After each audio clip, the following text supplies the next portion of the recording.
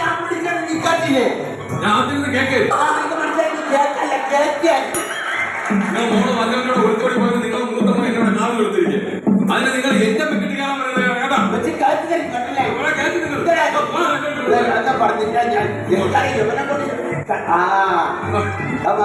അച്ഛൻ വരുന്നടാ. ഞാൻ അങ്ങനെയാണ് അച്ഛൻ്റെ അടുത്ത് പോകാൻ പറയുന്നത്. 22 വർഷങ്ങൾക്ക് മുമ്പ് ഒരു ക്രിസ്മസിന് എന്നെ കമ്പത്തിട്ട് പോയ മനുഷ്യനാണ് എന്നിട്ട് വന്നിരിക്കുന്നത്.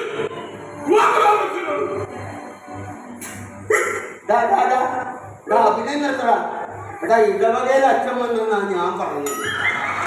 നീ നമ്മുടെ മത്തായി രണ്ടെണ്ണാഴ്ച ചെറുതായിട്ട് മത്തായി അതല്ല ലോലപ്പന്റെ മകൻ മത്തായി. അത് തന്നെ നിന്റെ വിശ്വാസം.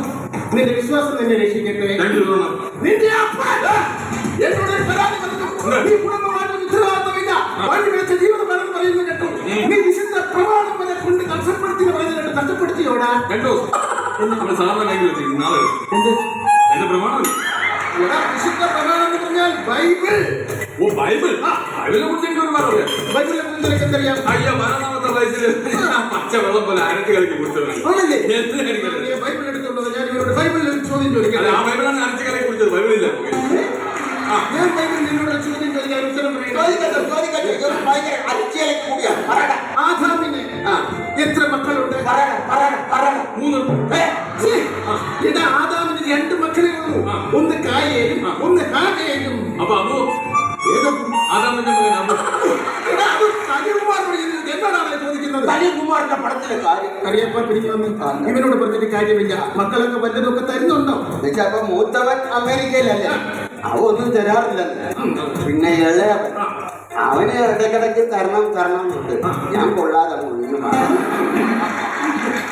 കുടുംബത്തിൽ ദൈവവിശ്വാസങ്ങൾ വളരെ കുറവാണ്. നിങ്ങളിന്ന് ദൈവവുമായിട്ട് ഒരുപാട് അടുക്കുന്നില്ല. ചെറിയൊരു ഒരു ഉദാഹരണം പറഞ്ഞു തരാം. പണ്ട് ഞാൻ സുന്ദരമായ ഒരു കിളിയെ വളർത്തിയിരുന്നു. ആ കിളി വർഷങ്ങൾക്ക് ശേഷം നടന്നു പോയി. പറന്നുപോയി. അത് കഴിഞ്ഞാൽ ഒരു അണ്ണാനെ വളർത്തി. ആ അണ്ണാന് വളരെ സുന്ദരമായ ഒരു അണ്ണാനായിരുന്നു.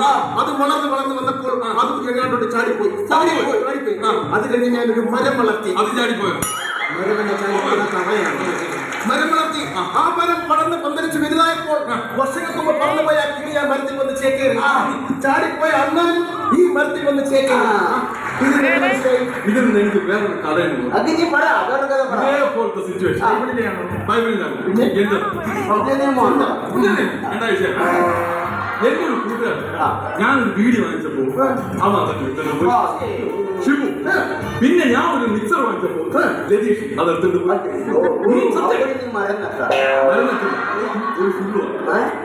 അപ്പൊ രതീഷ് ബീഡിയും കൊണ്ടുവന്ന് അവിടെ ചേക്ക് ചെയ്തു. അവൻ മിക്സറും കൊണ്ടുവന്ന് ഇവിടെ ചേക്ക് ചെയ്തു. അന്ന് രാത്രി ഞങ്ങൾ ഒരുമിച്ച് ചേക്ക് ചെയ്തു. നിന്റെ കൂട്ടുകെട്ടതിന്റെ മദ്യപാന്മാരുമായിട്ടാണ്. ഒരു കാര്യം മനസ്സിലാക്കണം. ഇങ്ങനെ ഓവറായിട്ട് മദ്യപിച്ചു കഴിഞ്ഞാൽ നിന്റെ എല്ലാ കണക്കുകളും ദൈവത്തിന്റെ പുസ്തകത്തിൽ എഴുതി വെക്കും. ഇന്ന് വരെ ആരും റോസിന് അടിച്ചിട്ടില്ല. പിന്നെ എന്തിനാണ് ദൈവം അവിടെ കിടക്കുന്നത്? അതിന്റെ കാര്യമില്ല.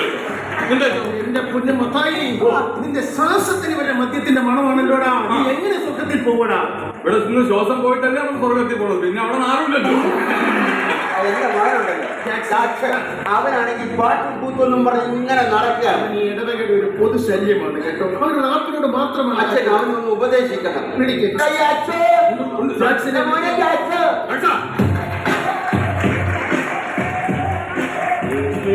ഇതൊക്കെയാണെങ്കിലും അച്ഛൻ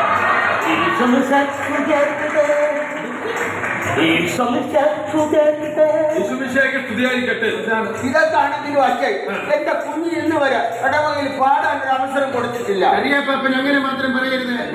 കഴിഞ്ഞ വർഷം ദുഃഖ വെള്ളിയാഴ്ചക്ക് ഇവന് പീഡാനുഭവത്തിന് കർത്താവിന്റെ പാട്ട് പാടാൻ ഞാൻ അവസരം കൊടുത്തു. ഇവൻ എന്താ പാടിയെന്ന് ചോദിച്ചു.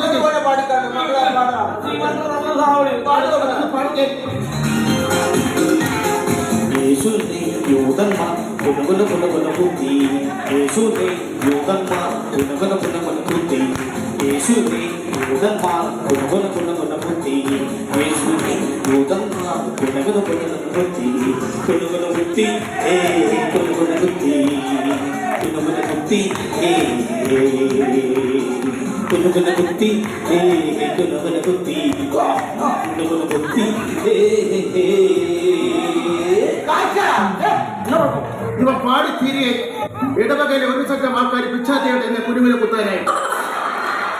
ഈ പാട്ടുടെ എനിക്ക് ബസ്സിന്റെ രക്ഷയില്ല കറിയപ്പ കഴിക്കാനുണ്ടെങ്കിൽ ഒലക്കി വെച്ചിട്ടുണ്ട്. പ്രകൃതി സംഘങ്ങളുമായിട്ടൊന്ന് ലയിക്കാൻ പോവുക. പ്രകൃതി സംഘങ്ങളുമായിട്ടൊന്ന് ലയിക്കാൻ പോവുക. ഈശ്വരനെ മോനെ.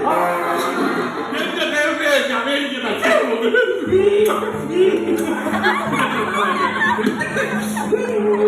അച്ചായൻ അതല്ല, ഞാൻ അച്ചായൻ. ഞാൻ ഒന്ന് പെട്ടിയാ. അച്ഛാ ഇവിടെ ഇന്ന് പിടിച്ചെടുക്കണ ഇല്ലാത്ത സാധനം. അടിപൊളി. അതൊന്നും വീട്ടിലെടുക്കാനുള്ളതല്ല, അതെന്റെ വീട്ടിൽ കൊടുക്കാനുള്ള. എന്റെ അച്ഛന് കൊടുക്കണം. അത് മറ്റേ ഇതേ. ശല്യപ്പെടുത്താതെ ശല്യപ്പെടുത്താതെ മൈക്ക് എടി ഞാൻ പറഞ്ഞോട്ടെ.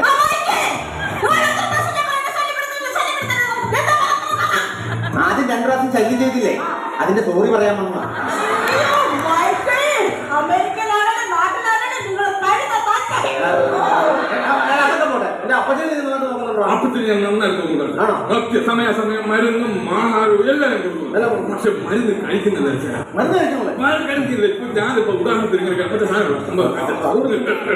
മറ്റേ ഞാന് നമ്മുടെ അപ്പച്ചൻ മരുന്ന് ഇങ്ങനെയാണ് കൊടുക്കുന്നത്.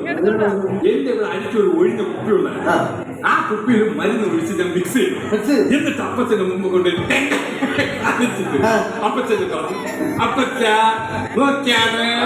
അപ്പച്ചൻ പറഞ്ഞു എന്താണ്? ഞാൻ പറയുന്നു അങ്ങ് കുടിക്കും.